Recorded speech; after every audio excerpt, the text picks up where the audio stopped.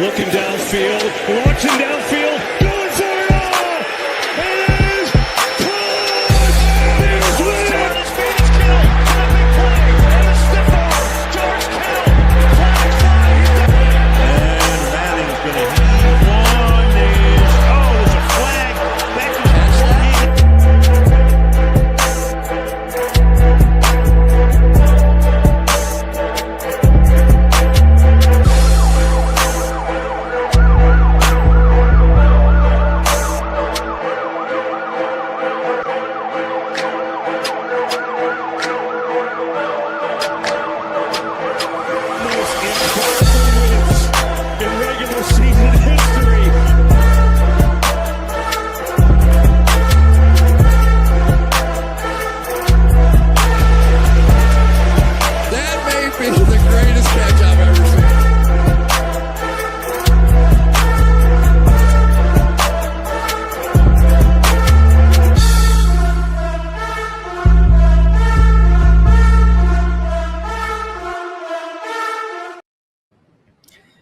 Happy Friday night, boys and girls. Welcome in YouTube, mock draft degenerates. Love all you guys. Hope you, the family, the beer that's hopefully cuddled up next to you. Let's have ourselves a mock draft tonight. I'll be your host tonight, Kendall VanDerBilt. Welcome in to the Fantasy Football Network. I will be hosting tonight. Make sure to check me out at my other channel that has been awfully neglected as of recently, but new channel, new team, new beginnings. Should be a fun time. So strap in. Let's get this going tonight. We have a Dynasty Startup. We're drafting as if it is 0.5 tight end premium. PPR, pretty standard stuff. Definitely the most popular format, at least in the Dynasty streets that I run in. Pretty standard 3 wide receiver, double flex, and Super-Flex. So without further ado, I know these folks have been waiting quite a while. I'm sure they're ready. Got some new faces in here since it's new channel. A little light on the subs. So we've got some folks from the public mock street. So we'll see how it goes. Hopefully we're making some new friends out in the streets. Let's give these guys a little bit of a countdown. Let's go 3, 2, and 1. And let's go ahead and start this draft off. Here we go. Wherever you're at, appreciate y'all tuning in. It's going to be a fun time. Grab your friends, invite them in. Basically, I don't want to do too much plugging for the channel here, but we're players first, try hard analysts second. Love ourselves mock draft. Love ourselves a good mock draft community. Build a nice community. You can have the most competitive mock drafts out there, and based on sleeper ADP, hey, we know not everybody mock draft and knows what they're doing, right? So appreciate all of you guys that are taking it for serious, getting some good practice in.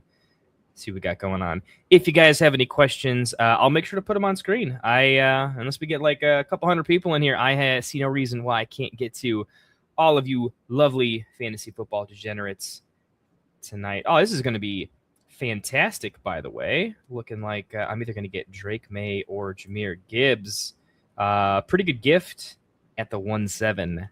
Gotta feel very, very good about that. I was taking Drake May at the 1-3, 1-4 quite often, so 1-7 feels pretty fun. Yeah, that was pretty spicy. It was pretty spicy. I mean, there is a chance that not everyone looked at the format, possibly, maybe, not 100% sure, but that, and a lot of folks are attempting to, maybe practice slightly different strategies. I mean, I know when I first started to do even pre-NFL draft, dynasty mock drafts, I was trying to force QB early, see what happened, and then often go the opposite. I tried to force later and later QB just to see how much I could push it, see what kind of came of it, right? So it certainly could be. We saw that if any of you guys from the last mock or two saw, I think we only saw 3 quarterbacks go in round 1 in the previous draft too, and I think there was probably only 3 or 4 in the next one as well. So I think everyone's really trying to push and see what a positional heavy build does, and then wind it back to taking quarterback when they need to, which I think is a fine way to go about it. What up, Evan? One of the founding members. Good buddy of mine. Can't wait to see you at Scott Fish Bowl live in Chicago, my friend. Hope you're having yourself a good Friday night. Evan, good dude. Emotional support animal for me since we're both diehard Bears fans. So, we're living nice right now, but it has not always been there. Let's dive back in. So, Jimmy Hand over here. We have our first auto drafter. Hey, we only got one. It is what it is, but it should throw an interesting wrench because that auto draft is definitely going to force some weird ADP decisions. So, Vike, Silver Dollar, got to make it work, but you kind of know what you're in for a little bit. And we are back on the clock here. Let's just take a look. I mean, decent QB value with Lamar still on the table. It's probably the pick. We kind of talked about this before. I do like a McBride, but I think it's just a little bit early. Jeremiah Love is pretty interesting here as well. I'm actually going to rip a Caleb Williams over Lamar. I haven't done this very often. I'm just going to treat them like the same player and hope they flip at some point in time. I think the pick was between one of them or Love. Lamar's probably the safe pick there. But I mean, I'm the Chicago stand, right? So kind of got to do it if I'm going to do it. Jeremiah Love in serious consideration, but basically I'll just talk through that pick real quick. Why not Love? If anyone thinks that's the pick, it's mostly the way I'm approaching dynasty startups is whenever possible, I want to be a little bit risk averse, especially in the earlier rounds. If I think I'm as good as I'm supposed to be at this, and I've been playing a long time, so if nothing but some tribal knowledge, but I do feel like I know what I'm doing. And, there's just a thing where if I get this pick wrong, if Jeremiah Love is just 80% of what we think, I don't think that's the case. Notre Dame is 15 minutes down the road from me. I think he's going to be amazing, but let's just say it's an anti-Cardinals take, and I think that Jeremiah Love is going to end up more like a Kenneth Walker. I don't think that's the case, but what if, right? I just think that's not a risk that's worth taking because I don't think I'm going to automatically win the league if I nail the Jeremiah Love pick, right? He's already going at a pretty respectable rate. We're already baking in that he's going to be awesome. And so I think there's more to lose than there is to gain, where if I can create more stability in the early rounds, even if I have to lose a few percentage points by not getting the perfect pick, in the first couple rounds, I feel like I'm going to make up for that value loss by having done, I think, more startup drafts than anybody I know. I'm really a degenerate for this particular format. I really enjoy it. But I think a little bit of my homework and just being really seasoned, especially with the fast clock, that I'm going to make up for those picks later on. I think I'm going to draft some of the younger guys a little bit sharper, I hope. I think I navigate the trade market pretty well, so I just don't want to put myself in a hole. I feel like if you give me, an equal race car, to the other 11 teams in a dynasty league, and I just don't make any major mistakes, I feel like over the course of time, I'm going to find a way to gain an edge in the draft, maybe pick up a few percentage points in the trade market. So I just don't want to go for maximum upside with a little bit of additional risk. So that's why I'm a little bit averse to taking rookies like Love quite so high if there's another good pick on the board. It's not an in general thing. It's just above other great picks is the idea. So, Evan, wrapping up the night. Oh, yeah, jiu-jitsu. Man, I would not want to spar you bad. That would be pretty dicey, but I wouldn't mind catching a fight one of these days. Let's get back to the draft. So here, just taking a quick peek at running back. I know I got 10 seconds. That's just not the right tier list for me. Tight ends, not quite there too. So I'm going to go ahead and take Tet. My apologies. T-Mac, if you ever become a fan of the show, I will stop saying Tet. But in the meantime, man, I watched too much of Tracy McGrady and the Rockets back in the day. So for now, I got to call you Tet. It's pretty close there. I don't mind Egbuka there at the 3-7 as well. That's probably the other pick that I would seriously consider. I like Hendy. I'm not going to take a Chase Brown or anybody else here that early at that pick. I think the wide receivers, specifically Tet and Egbuka, are just much safer. I think there's even like Rashee Rice is probably worth a think there, but again, if we're doing the slight risk averse situation, I think that this is not only probably the best pick, but also it's got good insulation and safety. There was real consideration to that Loveland pick that auto drafts at 4-2 there. But I mean, the Caleb Williams, Colson Loveland stack is pretty tempting as well. But generally, I just favor later tight end builds a little bit more. I think I can grab a little bit of extra value. I just typically do in startups. And I think when you take, I mean, I think Loveland's a value there. He's typically been going in the, as early as the 2-3 turn, usually mid-third. So I think that's still a value pick. But and Kenneth Walker goes the 4-5. That's definitely who I was hoping fell to me. Not going to be the case. Tyler Warren is in consideration, but I think, again, I want to go a little bit later at tight end. I've got some guys that I like. I'm a big Stowers guy, so I want some room to draft him. I like a lot of the wide receiver value. I think Rome is massively undervalued here. Actually, this whole group is. But I hate drafting so many running backs that I have to pick the guys that I really like and believe in.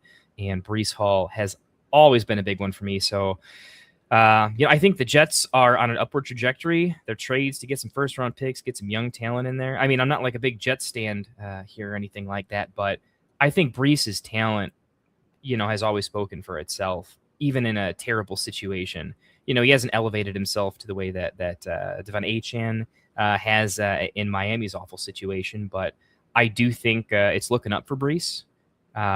If we can just get some stability, and with all their picks and kind of young setup, I do think at some point in time, they don't need great quarterback play, but I think Geno is a reasonable upgrade to what they have going on there. And just enough offensive weapons that, maybe there's just a few too many good athletes on the field in order to really swallow up a guy like Breece. So we'll see. I like him there. Particularly, I think he's a safer dynasty pick because, look, I mean, even if the Jets are bad and he gets taken down with them, he's still a very high-end NFL talent. Having just signed that contract, too, I mean, that gives him a lot of value insulation in the midterm. So, do I like his dynasty value as much as some of the wide receivers I could have taken or even quarterbacks? Maybe not, right? If I look in the trade market in a 12-team Super-Flex, even a Jordan Love versus a Breece Hall, I think Jordan Love is probably going for more value more often. Probably so is Garrett Wilson and things like that. But the point remains, I like taking a Breece Hall or a Kenneth Walker here. Just one. I would have loved to take Gibbs at the 1-7. I just want to go with some form of a hero RB build so I don't have to take a worse running back pick a little bit earlier than I want to. So if I'm losing 5 units of value, pick whatever arbitrary kind of system you want here, right? The idea is because I'm accepting that slight value loss at a place I'm comfortable locking it in, I think I get to gain that and more back later on by taking some of the falling value at other positions. I have to go tight end later, so I need to build that in. And while other people are taking running backs out of somewhat of a necessity and nobody in a tier will come back sort of, reactionary play, I'm pretty happy just kind of locking in a great asset and helping those picks be a little bit more open. Right, so that's kind of the idea there. Like Bo Nix at 3-3 is choice. Hey, you guys know I'm not a big Bo Nix fan compared to market, but yeah, I can't deny that is very, very, very nice at the 3-3. Like that start overall too. I mean, I'm a big fan if I think I can get a lot of nice, like my guy wide receiver picks in rounds 5 through 10. So I actually like Seedale's start there. Pretty good stuff. Yeah. Like I'm totally getting sniped here, right? Like there's almost no way. I'm for sure taking Rome here. That's true. That's such an easy pick for me.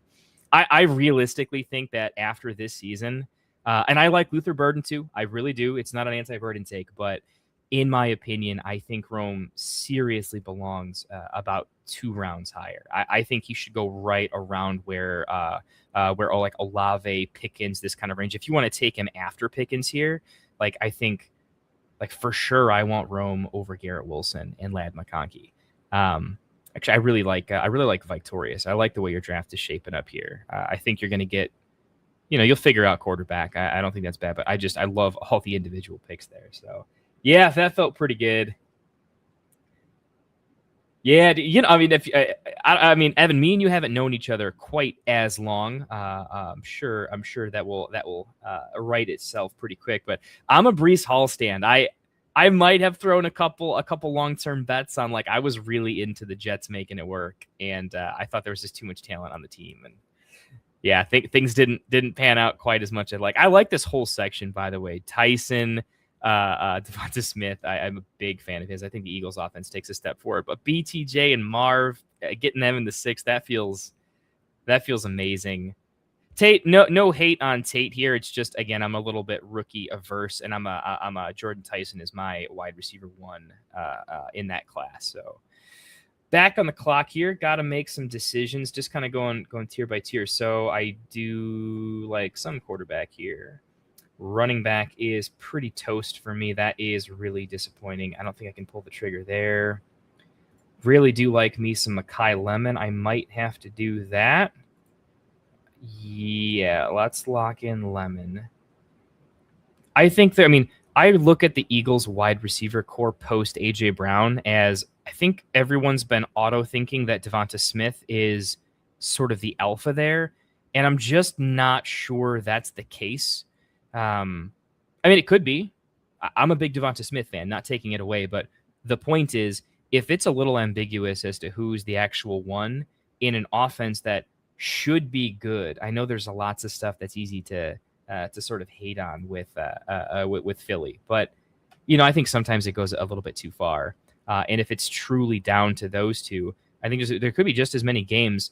I'm not saying it happens this way, but if it happens that Mekhi Lemon really turns into an Amon-Ra St. Brown clone, or 95% of it, right? And there's the chance that Devonta Smith and his takeover just leads to like the high-end version of what Jameson Williams is, right? The more consistent version, but still kind of a deep ball kind of a threat, where that still leaves in a good offensive setup, that still leaves Amon-Ra to do his thing. So, I think Lemon has a decent chance to actually outperform his ADP long term. So that's why I'm comfortable taking him there. I just thought it was a little bit early for Kyron Price. And I don't mind the Kyron, or especially I think Javonte is a pretty underrated pick here. I actually like him quite a bit. That was in consideration, but it just felt a little bit rich when these wide receivers are just too good to not take there. So Kyle Pitts, I think that's a pretty nice pick. I really got to kind of plan for what's coming up here. I do think there is probably this last little waning tier of quarterback value that I might want to dip into. The Super Bowl champion Sam Darnold is there. I know he hasn't really performed for fantasy, but he still could.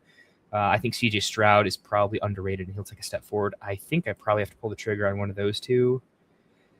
Bashal Tutin's starting to look interesting. I know he's starting to get to the riskier picks, but it's running back. It's pretty over there. So Jacobs is just not a guy I want on my dynasty team in year 0, year 1. This is a startup, right? So I don't know how much I'm competing, and I think his dynasty value is going to fall off quickly, and I don't want to invest in that age, that archetype of running back at this point, if I can avoid.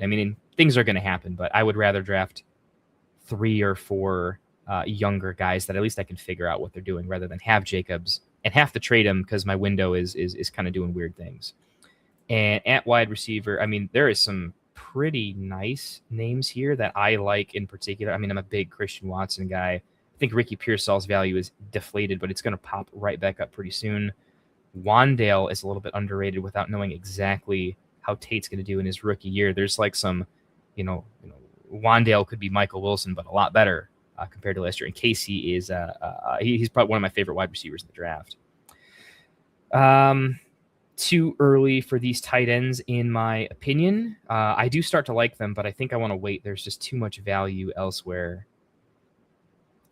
Not quite there. Bashal went, so I don't think I'm grabbing running back just yet. I think we're going to go ahead and grab quarterback here. If they do what I think they're going to do, I'm just going to take the last tier of quarterback that I enjoy.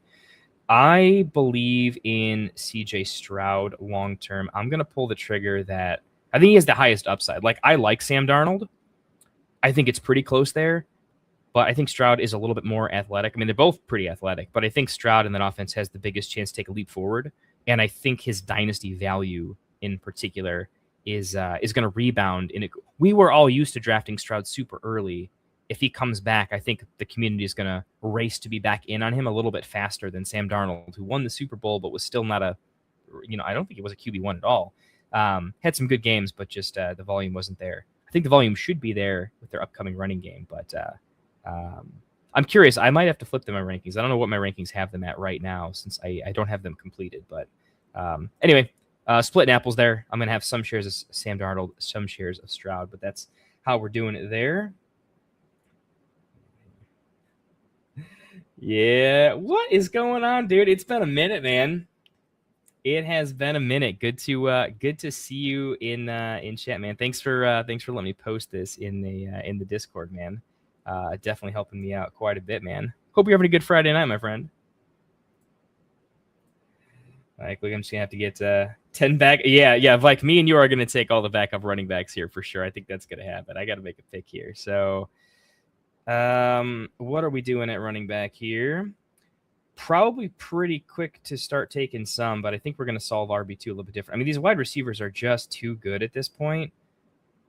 Gadsden is a little bit depressed. I might have to pull the trigger on Gadsden. I'm actually going to wait. I think Alec Pierce and Ricky Pearsall are just a little too good right now. I mean, I like a lot of the guys later, but these are massive contracts. Some of the last wide receiver ones on their team. So I think I can get to a point where I'm always going to find a wide receiver that I like. But yeah, I think that's probably you're never building a bad dynasty roster when you prioritize value at QB and value at wide receiver. You can kind of solve anything from there if you need to. So if you get a tie break, that's it. We do got to start looking at tight end. We do got to start looking at running back. So just kind of queuing up here a little bit. I do like Gadsden. I like that his ADP is going to fall with the Njoku signing over there, but I really think that's just a one-year window. Gadsden still has more to learn, but I like what I see. He's a pass catcher. He's going to be on the field. When he is, he's going to be a target. I am not a Sadiq guy, but we are at a point where it's like, what are we doing? I think I would consider it. Again, I don't want to take him. I am so anti-Sadiq, but he's young and talented. I like Kincaid. I think Likely is definitely a target, and everybody knows I'm probably the highest on Eli Stowers out of anybody I know. So hopefully we can get at least a pair of them, and I'm going to have to start being a little more aggressive. So we're probably done with wide receiver for a while. After Pearsall, I think there's this large tier of I'm not in love with it. I do like Golden, but right after that, it's the Packers wide receiver twos and kind of just interesting upside pieces. Like I like Downs, right? But I have Pierce. I like Jalen McMillan. But I think in this range, I'm going to have to let some of that value go and start taking some of the running back shots that I like. So I know I like Kyle Monangai. Very, very okay. Taking a Charbonnet share and just writing it out and knowing I like the talent. He'll be healthy at some point. I think he could be a Chicago Bear as early as next year. Some of those things could certainly happen, so we'll have to see. Chuba seems like a pretty decent value at this point too. Got to start scrolling down a little bit, but there are guys I don't mind taking a shot on. I mean, Bill's over here. Sharps goes. That may have cleared out a bit of a tier for me. Like me some Brooks. Yeah, we're starting to get a little bit dicey. I would love to grab an early spicy share of Emmett Johnson. I think he could really spike up. We might be calling Emmett Johnson like a better version of Charbonnet at some point, but his prospect profile is just not nearly as good as Sharp's, but he's impressing in camp, so that'll happen at running back. Sometimes they really pop, so we'll see. Gadsden still on the board. Okay, it feels good. With Pearsall gone, I don't have to consider doing that because I would consider doing that there. I think I'm just gonna rip a Gadsden here. I like investing in the Chargers. Their offense is gonna take another step forward. Let's just take a peek. Yeah, I mean these are kind of iffy players. Yeah, it's a little bit tough. This is a similar to earlier. This is similar to the Breece Hall 4-6. You just got to take some medicine at some point. I've already waited long enough. Yeah, and I agree. Like, he's a great buy. I love buying the dip. Teams often roster a lot of tight ends, especially if you're going to run the ball quite a bit. Njoku's a great player. Like, there's just nothing wrong with having a couple good tight ends on a team that hopes to score a lot of touchdowns, right? And, Gadsden's a little undersized. What if he gets injured? Things happen. I don't fault a team. I don't look at signing Njoku and look at that as like, oh, it's anti-Gadsden. It's just not the case there. So, but I will take the dip because he was definitely going more 7th, 8th round, very close to Laporta a couple weeks ago. So yeah, I'm definitely definitely taken a little value there. I think Kincaid's probably an undervalued pick. So good job, Auto Drafter. Taking all of our running backs that I might. Well, no, not those two, but I think Kincaid's going a little bit under the radar. He had a really, really nice start to last season, but the injury likely is a nice pick there. I'm gonna start thinking about our pick here. I think we've pretty much said. I mean, I think there's quarterback value will be a value at some point here. Got to look at some of the running backs we could take. Swift is like a possible producer for a little while. He's a little bit older than I want to do. But I mean, is Jonathan Brooks really any younger? No, yeah, he's a lot younger, actually. I thought Jonathan Brooks was injured for so many years that he was getting old. I got to put him in the queue just in case. Do we rip another? No, we're not going to do tight end. We're going to wait around. We're going to take running back. I'm going to go ahead and take an undervalued DeAndre Swift here, I think. I was really close to just not playing the ADP game and just going and grabbing Jonathan Brooks, but that seems maybe a little bit too early when I don't have an RB2. And, Swift feels like I think he gets his job taken at some point, and this is not the type of dynasty pick that I like. I really don't, but he is the starting running back for what was at various points of 2025, the number one rushing team in the league. I think everyone sees our offense take another step forward. The touchdown total should be there. So I don't think he's a back that's going to lose a ton of value in 2026. I certainly think he will in 2027, and it's just going to happen. But a 1 year value insulation where, it just buys me enough time to draft out of it. I can potentially flip him if I want to, take a little bit of a hit. No one's going to buy DeAndre Swift aggressively, right? But if someone else is contending harder than I am, and I can flip him for just, drafting a second round running back next year, or something like that, or whatever I can piece together. I don't think that's too bad. Victorious coming in with Tyrone Tracy should not still be on the board. Yeah, I mean, I think it's a fair range for him, though, I guess. I mean, it's hard to take Tyrone Tracy above like ones on their team, right? Like a Chuba, a Bill, a Swift. You know what I mean? But right after that tier, I think I'm not like the biggest fan of his in general, but I do think the Giants take a step forward. I think the RB2 roles on most teams that take a step forward is usually undervalued.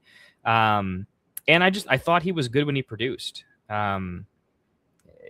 Similar to some of the guys that occasionally have a fumble at the wrong time that hurt him a little bit, but he looked good in the field. And again, I think the team takes a step forward. So I don't disagree that I think his value isn't going to skyrocket at any point in time, in my opinion, but I do think he's possibly a little bit undervalued.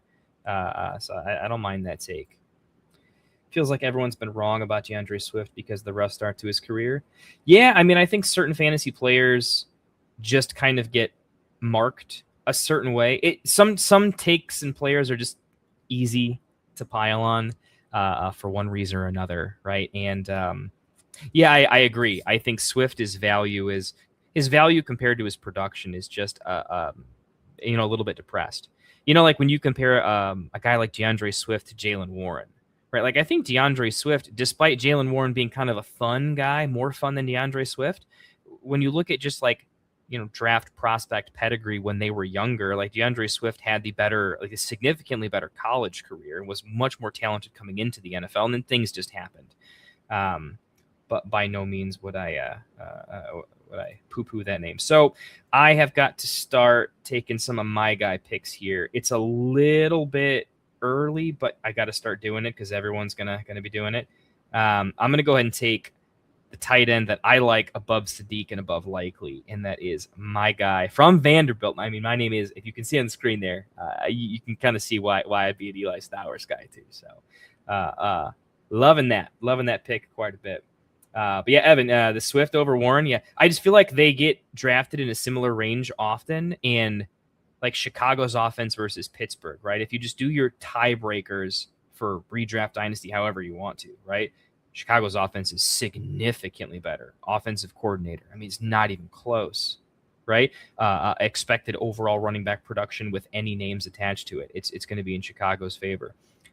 who's the more talented back? I think Warren is really good at what he does. This is not an anti-Warren take, but it's more of it kind of just shows you that Swift has sort of some modifiers attached to his name and value that maybe are less warranted. Yeah, see what I did there? So, Vike eating up all the running backs that I would consider taking at this point. So that's going to be a little bit tricky. What are we looking here? I'm just looking at just values across the board here. Quarterback, not so much. I mean, Penix is kind of interesting if he's just not going to have anything. I do want a Jonathan Brooks and Nick Singleton here. I just kind of start having. I'm going to check tight end just to see if there's any value I need to. Not really. Wide receivers are pretty flat tier. I'm going to grab a guy that I just kind of believe in a little bit. I think Chuba was propped up a little bit by a really good offensive line. I'm not saying Chuba's bad, but I just think Jonathan Brooks, I mean, if J.K. Dobbins can come back from stuff, modern medicine and rehabbing are pretty real. I think we've seen this at running back. We're like, wow, they're lasting a little bit longer in some cases, and they're recovering in some cases. So I'm not saying it has to happen, but injuring himself the way he did is much different if you're 26, 27 years old, even 25 years old. I mean, he did this to himself and he was, 20? Turning 21, maybe 21? So the fact that he's that young, I'm an old geezer now, 35. I know a little bit about the body not healing quite as well as it used to. And I think he's going to be all right. And, if he can get a RB1, 1-2 kind of situation, I don't think you're ever going to have to pay him a lot of money with this way his career went, with how risky he is. So, I think he's going to be a cheap signing for a lot of teams, but I really see him as sort of like Charbonnet level, honestly, at worst in many cases. That's really where I see the expected floor for him. So maybe I'm just a little bit spicy into Jonathan Brooks, but we'll see. Not a terrible guy to be invested in. But again, not an anti-Chuba take. I think Chuba's going to be good. I think the Panthers are going to be good enough, and ups to Chuba for losing his starting job the right way and just playing his way back into it. So I think that's a really good sign that Chuba's going to maintain some value, is that he's had to win his job back. I think he's a fighter, so a big fan. Yeah, and that's kind of my point, right? I'm not anti-Chuba, but the way we treat him is because he was a redraft league winner. But you got to think a little bit differently in Dynasty, and I think it's, I'll keep that up there. It's just worth mentioning that Chuba was just never drafted to be the guy. They paid him pretty well. I mean, that was interesting how much he got paid, but the team is clearly just trying to be good. The team is more loyal to winning games, and you can tell teams that are just all about winning games. This is kind of what they do. They're going to have balanced running back rooms. They don't want to pay a lot at the position. So yeah, I think there's opportunity there. That's all I'm saying. Looking at the tiers, let's just go one by one. So at quarterback, I mean, we're getting into that Carson back Aller type of situation. I that's tiers down, but Penix is still kind of interesting. I'll come back to that. Algier, I actually think is pretty underrated at this point too. Jeremiah Love, right? But Algier was just always kind of relevant. So I think he's really worth it. We got to take a peek at wide receiver and just see. We love us some Trey Harris. I actually like Pat Bryant later on. I think he's better. Zachariah Branch we like here too. There's some names. What are we doing at tight end? Strange, just really, really solid. I think with how young he is. Gunnar Helm down there. I think we should take a look. I actually really like Terrence Ferguson. I think he's going undervalued, but we got to take a running back. We're going to go ahead and take Emmett Johnson. I always think that pretty much every running back on the Chiefs is going to be valuable. I'm huge into Kenneth Walker. For those that know me, I've always been a huge fan of the talent. It was just one of the great days for me. That watching that Super Bowl was just so vindicating for me as a guy who's if you just give him the work and he doesn't get injured, he's going to hurt you. I was pretty into the CMC, just fade the injuries. The running back position is more injury prone than the players are. It just happens, and sometimes you get a little bit unlucky. And I mean, he's probably unlucky and a little bit injury prone, but KC has a history of RB2s suddenly doing things. So I'm I'm a fan of what Emmett Johnson could do in a variety of roles. So an upside pick, I think I'm liking the way my team is starting to round out. I got some individual picks that make sense. We got the tight ends that we liked at a decent price. Not earth shattering. Gadsden seemed like the value. Stowers a little bit of a reach, but I'm in. Got the names we like. That helps. Most of the running backs that I would think of are all kind of, this is a little bit tough. I have Brees, so I think Braylon's got some value. Spears has some extra value in consideration here. Long term, not this year, but next year, maybe a Caleb Johnson. What do we think at wide receiver? It's really deep at wide receiver, and I know everyone's scrambling right now. So I'm just going to continue to take, because it's going to die up. If you guys see my queue, right, here's the running. I'm just going to queue the guys that I would be willing to draft. And I realize you probably can't see this, but if I'm just, I'll just kind of read them out. So Tajay Spears, Caleb Johnson, maybe an Ollie Gordon I would draft. I'm saying like literally I would draft DJ Giddens, maybe a Jordan James. There's just not many guys I want to draft. And it's mostly that I don't want to take them over other players. Like there's just other players that I want to take. So because I don't want to take almost anybody later on, I kind of need to take guys I'm okay with right now. Benson's pretty buried. I don't think anyone's going to grab him, but at some point in time, I think when he's off the team and on another team, something could happen. Rashad White, honestly, pretty underrated in Washington. I think Rashad White has a good chance to actually be more impactful than Bill is in many cases. So that's a guy I'm pretty fine coming back to me. So yeah, maybe we take one more guy from the Rashad White, Tajay Spears, Caleb Johnson sort of pack. Quarterback's pretty much toast for me. So you don't usually hear me say. We're gonna try to grab. There's some late tight end value here. By the way, we still got Gunnar Helm on the board. We still got like a Chiga Conquo on the board. So not a lot of names, but a couple names. And then otherwise, we are going to. I think after we get, the rest is just probably going to be wide receiver. So we're going pretty balanced. Kind of show you the whole board here. So I know I'm not paying attention to all the picks. With 30-second picks, I'm really trying to have a good draft and provide a competitive draft opponent for everyone else in here.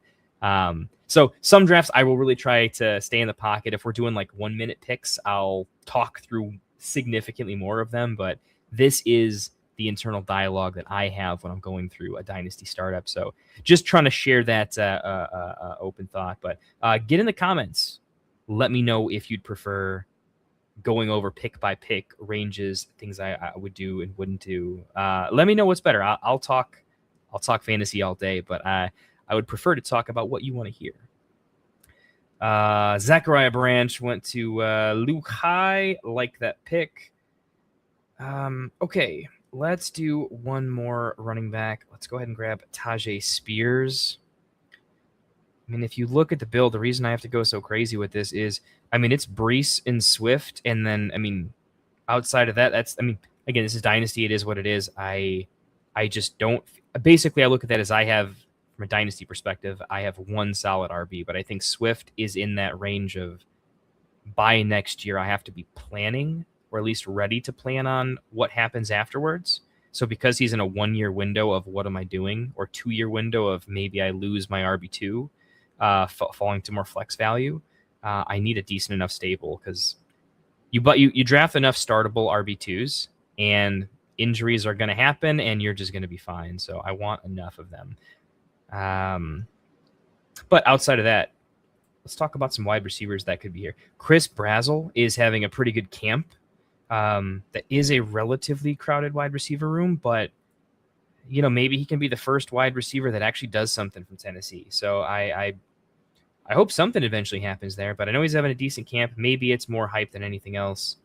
I think Malachi Fields needs a real serious look here at some point with the second surgery to Neighbors. I'm a big long-term Neighbors fan, but I do think there's going to be a pretty nice way to get Malachi Fields on the field, get him some important snaps, see what he can do.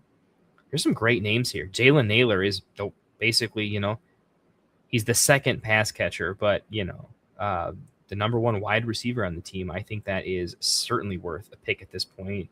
You've got dart throws like Skylar Bell coming up here in a little bit, and we are on the clock. So Position by position, do we have any RBs? We still got a Caleb Johnson share here we could go after. I think I want to pivot back to the wide receivers, and I have time at tight end to grab something else that I like. Pat Bryant is pretty cool here, but I'm going to take a really aggressive shot on Malachi Fields here. I mean, I'm a pretty big fan of Pat Bryant, to be honest. I think the draft capital's there. He reminds me of like a Michael Wilson, Wandale type of. He's talented. He was getting snap share in a crowded wide receiver room. He never made any big mistakes. He was influential. I think there's a world where in the post-Sutton era, like Pat Bryant makes the most sense to actually become their one. Where I think Waddle is always sort of a perennial two. I don't think, especially at this point in his career, I just don't see Waddle being a one. I definitely see a world where Waddle is an awesome two, but he needs a more productive two. Like he scores more fantasy points than Pat Bryant, but Pat Bryant kind of takes on this de facto one role. I could see that happening. See what's going on in the comments here. Fike says, I don't think for running back it really matters who's drafted to be the guy. If you don't produce quick, they will just slot the next guy in. What I would challenge you is it's what are other people doing and saying at the role? There's what it matters to that team, but there's the conversation amongst other GMs and personnel evaluators. Teams that are looking at their opponents, if you see somebody that you like get drafted, right? In this case, a running back, right? And then that running back gets utilized improperly. I would look at my opponent and say, dude, you don't even know how to use them. I'm going to shortlist him. Maybe we get him for cheap down the road, right? So how they were drafted and used by certain teams, I think has some metrics, but I do agree in that it's such a replaceable position in terms of the production can kind of come from anywhere, like it can in fantasy to some extent. So yeah, it makes sense. Pat Bryant still on the board, but I mean, realistically, that's awesome. I have to give some flowers over here to the Jalen Naylor still being on the board. I mean, if he's given, look, nothing worked on when he was in the Vikings, right? I mean, classic Mike was pretty infamous last year, at least in my opinion. We were doing some start sits, and he was like, "I'm just starting Wandale over Justin Jefferson the rest of the season, and you can't convince me otherwise." And like, part of me was like recognizing that there was a real take here that should be considered, and potentially a betting angle that really should be considered here. And I did not have the stones to stick with that, right? I had to go with Jefferson a couple times. And you look at rest of season numbers, yeah, Wandale outscored Jefferson like for half the season. It was insane. I mean, at least every single game that Mike recommended it. So with that being said, I'm just saying Jalen Naylor never really had a shot, and he was still somewhat productive even in that ugly situation. If Vegas takes a step forward all the way across the board, I think he could be relatively valuable. How valuable? I'm not sure. I'm not sure, but I think where I'm taking him, it's fine. I think him or Bryant is a good pick there, but I haven't had a chance to take a Jalen Naylor yet, so probably should have taken Bryant and got Naylor on the turn, but is what it is. Let's see if there's any interesting value at any positions. Tight end. Oh, you know what? Like Gunnar Helm is at the top of the queue here. I should draft a third tight end if it's just a bunch of dart throws. He's an actual starter. So that makes a lot of sense. Everyone else is a backup. I can do a lot with him. We'll see what he's actually got. I think he's halfway decent pass catcher. Interesting. I'm in on Brooks after 2 ACL injuries. Well, I mean, what does being in on him mean though, right? I mean, I'm only drafting him above like for sure backups and not even the best, right? So am I in on him above over market? Yeah. But let me give you some examples, right? So I was pretty in on J.K. Dobbins when people were like, dude, 2 ACLs, he's toast. And in my opinion, I'm like, yeah, but if he somehow fades it, like he's going to be really productive. Like J.K. Dobbins was a crusher for me in redraft when I was just in on J.K. Dobbins, but not drafting him overly aggressively, just enough ahead of market that I could have a decent amount of shares of him. And that paid. I mean, that straight up put money in my pocket. So I'm not going to be too spicy on him, but spicy enough to be profitably spicy. I mean, if he outperforms what the market thinks by just 10%, it's a great pick.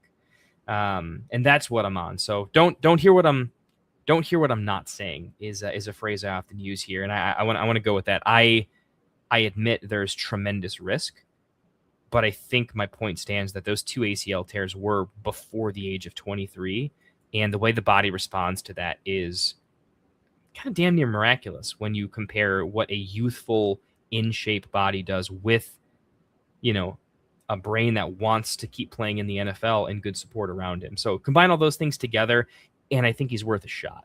But get a couple drinks in me and I'll get spicier probably. So you got, it's fantasy. You got to have some takes, right? And I'm going to get some wrong, but we'll see what happens. We'll get to your DJ Giddens take there in a minute because I might be drafting him pretty soon. Yeah, I'm just going to take him right here. So that worked out pretty hilariously. A little muscle memory there. This is often a spot in the draft where I want to take DJ Giddens. So let's get into that DJ Giddens comment.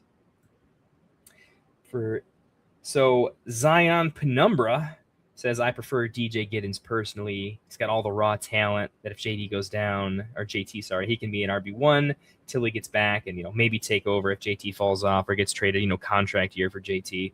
That's why I took a lot of DJ Giddens. One, I liked the college profile. I didn't, every running back fell in that draft because it was just so loaded, right? But I really like the talent. I do think he's a talented, multifaceted back. And I do think with opportunity, he can absolutely be the guy. If Indy's season goes terribly, if Daniel Jones gets injured again or just isn't right, there's, there's a world where it's like, why do you want to have an aging Jonathan Taylor and a really expensive Jonathan Taylor on a team that might need to retool?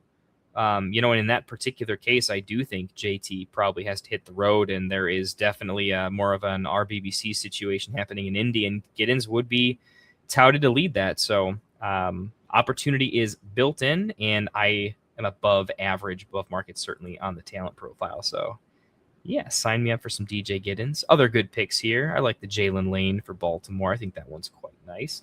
I'm going to have to make a final pick in the draft. Is there any quarterbacks left that I got a little bit of love for? Not particularly. I don't think it's necessarily worth taking O'Reilly Leonard so much. I can do waiver wire stuff for the rest of those guys. Ollie Gordon's pretty interesting for me. Really liked his talent profile. Torrey Horton, he was just injured, guys, so he'll be fine. Tez will probably find himself another team. Wicks is still here too. There's some names here, guys, at wide receiver. Who's in my queue? I think Ollie's queued up. Yep. Sorry about that. Let's turn me back off of auto here. Was not an auto pick, guys. It was queued up. I was really, if I had to redo that pick between Ollie Gordon, Torrey Horton, Tez Johnson, Dontavian Wicks, honestly, I think Torrey Horton's pretty undervalued right now. I mean, he just got injured, but he was kind of becoming this like touchdown phenom. He was like a better Isaac Tesla on the Super Bowl winning team. So I think Horton, don't sleep on him this late when there's all of these like, dude, these RBs probably aren't going to do anything. Like, this is even after a tier of we don't think those guys are doing anything either. Torrey Horton's already done something, and I think post-injury he could fly up board. So last little take there. And last comment in the chat here. Don't hear what I'm not saying, Jason. Yeah, I've been saying that in the business world in my day job for quite some time, though. So, but Jason Moore, I'm a day one fantasy footballers fan. Even as I'm kind of joining the industry, or at least doing my best to, give myself a couple years to really give myself a shot at it. Not pretending like I'm more than a pretend analyst here, but not that I don't know what I'm doing, but I definitely don't know what I'm doing in the professional space of this whole YouTube streaming situation. But love me the fantasy footballers. Jason Moore is always the guy. Like when I'm doing the rankings, I still buy the UDK. I will have my own draft kit coming out probably next year, but until then, I'm still gonna pick up the UDK. Like that's like as a kid, that was my thing, So, well, maybe more as a teenager, not quite kid, but you get the idea. And Jason was always my dude. I still align with his takes on players quite a bit. Me and Jason we were the Breece Hall guys too. So it always seems to happen that way. So that's a draft, folks. Let me get my my little head out of here. Let's resize me just a little bit. sure you guys want to see the draft board a little more. You want to see my big noggin. So I'm not going to read the draft board or anything. I'll just quickly recap my draft. And if anyone's got any questions, that's still hanging out in the live stream. By the way, appreciate you hanging out.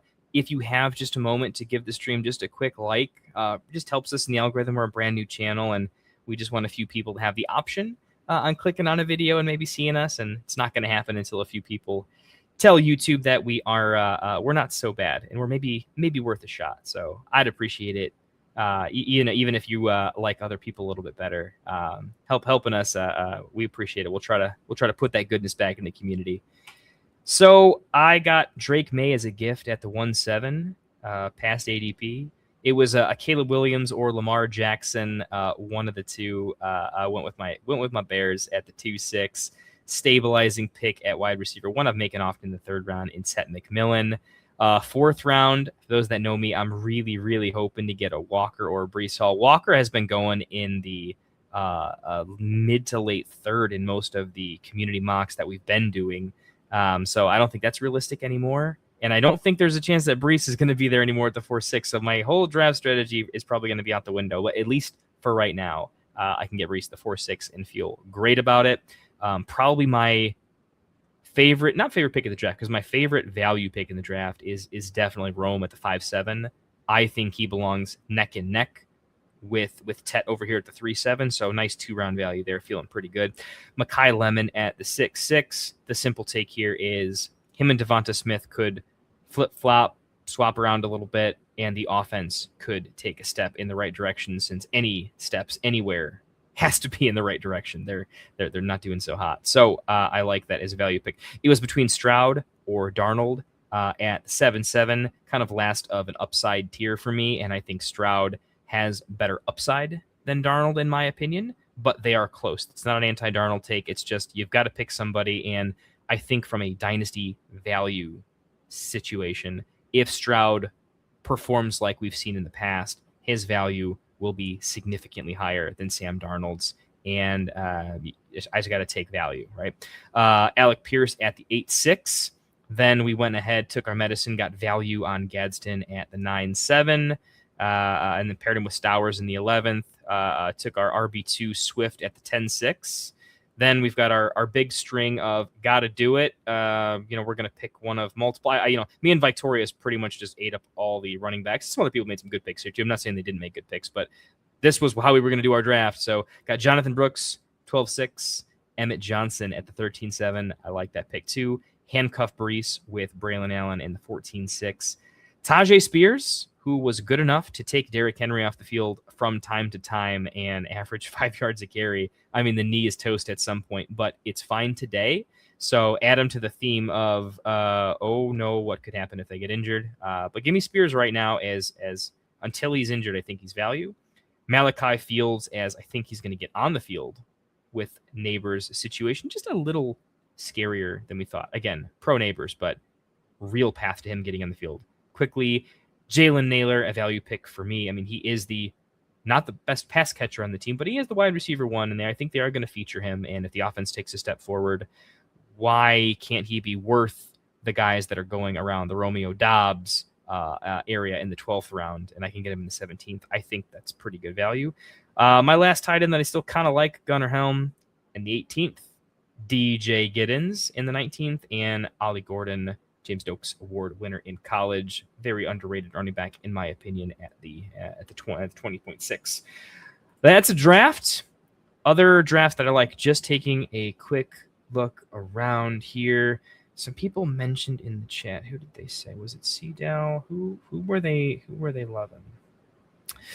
I will just say I like Victorious's draft a lot. I wish he had found a way to get another quarterback in there at some point in time, but I don't mind the just lethal wide receiver setup, and he's just going to be in a 1-2 year race to figure out what to do at running back. But if he can just hit on a couple of these a couple times a year, that could be pretty dangerous. So it's a little riskier, but I do like the overall build. Silver Dollar, Purdy, Ward. I mean, doesn't really have that QB3, but I think Ward's a fine QB2. H.N. Handy. Silver Dollar we like too. It's an overall build. Pastor Sauce. It might be. It's Sauce. Okay, Sauce. I'm going to give him my favorite team that's not mine.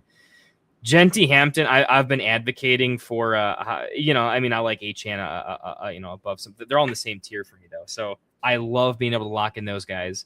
RB3 is one of my favorites and a crazy good value, in my opinion, at the 6'4". There's no way I'm not taking Scadaboo at the 6'6" if he's still available. So value Mahomes at the 3'9". That's just pure value for sure. And then Shuck is one of my for sure risers. This is the earliest I've seen him go, though it's still an aggressive take on him. But he was going in like the 8, 9, then he rose up to the 7th, but all the way up to the 5th. I think it's the right take. But love where we got our running backs and the tier that we went with, and then still being able to go like they're later, but they're all guys I like. Christian Watson, I think he's a locked and loaded one. If he's healthy, he's great. Wandale, I don't know if Tate's going to be the alpha that we think, because look, he's probably the worst wide receiver from Ohio State in a minute, right? It's just one of those. He's not the same guy as the Garrett Wilsons and stuff. So do I think he's bad? No, he's going to be good, but does he have to be meteorically good? No. And Wandale just really had a trial by fire, being the one going up against the best corners and the best coverage, and doing pretty decent with it. So I think there's a real shot that Wandale is honestly the more valuable wide receiver from like a redraft standpoint this year. So Watson, Wandale, Golden to go with Watson. If Reed ever goes down or if Watson goes down, immediately valuable. So I like that pairing, actually. I think it's like an interesting way to handcuff that's dynasty unique. Value at the tight end. Downs, McMillan. These are all, pretty close to my guy picks. Even the later running backs to tab it up. I think I am above market on probably 17 of the 20 picks you made. So Pastor, you're going to get the, I don't know. I don't have a name for it, but I think you drafted like a boss, man. And I can't single out any like bad builds. I haven't seen the auto draft team, but I haven't really looked at it, but I thought it was a pretty competitive mock. I liked that some guys were definitely reached for, which I can appreciate. So made some sense. Hey, see you, Vike. Always good to see you. Yeah. Timberwolves getting blown out. Hey, man, it happens. It's pretty good playoffs, though, in my opinion. So go enjoy yourself. I am going to go call it a night, too, boys and girls. I know we got 4 people on the stream, but I promise more to come. We'll be content farming a whole lot. Deputy, who won the draft or who won the game? I don't have the NBA on right now, so ask chat. But in terms of the draft, I gave it to Pastor Sauce for my favorite. But guys, I haven't gone deep into anybody else's team. So if I didn't pick you, know that I am pretty much glancing at a couple of player ranges, and I have my guys. This is very unique to hey, if you drafted a lot of guys that I'm above market on, I kind of got to do it. If I were doing a breakdown video, I certainly would go team by team, looking at overall compositions, value picks, reaches, and doing a more fair evaluation. This is the late night. I'm just not going hard with it. So, but I try to be balanced and call a lot of good picks out later on. A little bit easier when you've got more hosts too. You can definitely be looking at the board a little bit more and actually see that. But if you've ever tried to stream and draft at the same time and do commentary, you'll know there's you just kind of run out of bandwidth to you got to stick with what you're good at. And I know how to draft, and outside of that, it's hard to also know everyone else's team. But yeah, Depp is Pastor Sauce right here. I was really liking the Genty Hansen start. I think he got value at QB. I think he got, if you're going to go late tight end, that's a good one. I just love every single wide receiver on the team. I'm above market on this entire picture right here. So gotta love it. But there was a lot of good drafts, some fun builds. I like Brocals. He's got a fun looking build, right? He's got his locked and loaded 3. You're locked and loaded. You've got all your positional players locked up there. You've got your RB solved, and then just what do they say on the ship chasers? All the DFS guys, the best ball guys, right? Just piss and blue. We love our wide receivers there. So pretty fun. If nothing else, it looks cool. So, anyways, guys, I am gonna call it a night. big shout, a couple last minute things. One, like the stream before you hop out if you can. It's just a nice gesture. It helps us get found by some people that don't have access, and it's just a nice thing if you like hanging out with us. It's the free way to tip me, so I appreciate that. If you wouldn't mind, if you do want to check us out a little bit, like I said, new YouTube channel, so you can't really type our name and find us because we're so brand new with almost no content. So using the stream, clicking on the stream to actually find us is kind of the way to do it. So if you wouldn't mind giving us a subscribe, if you like watching our videos, plan on watching them again, appreciate that. It's a great way to support us and keep this thing running a little bit. My wife will thank you. Yeah, so check us out, the Fantasy Football Network. But again, you're not going to find us just yet. Give it some time. You can always check me out at the Fantasy Football Tavern. I haven't posted a video in over a year. Was focused on a lot of other things, but I will be putting more content out on there now that we've got this new endeavor up and running. I'll be doing lots more pre-recorded, so far fewer live streams, but much more content take heavy stuff. So let me know if you like it. I don't know. I've plugged enough stuff. I haven't earned enough yet. So let me put some more content, and then maybe I'll ask for a little more stuff down the line. Until then, guys, go be with your families. Have a great weekend. Be productive. Let's have ourselves a good weekend, and I will catch you guys in more videos next week. We out.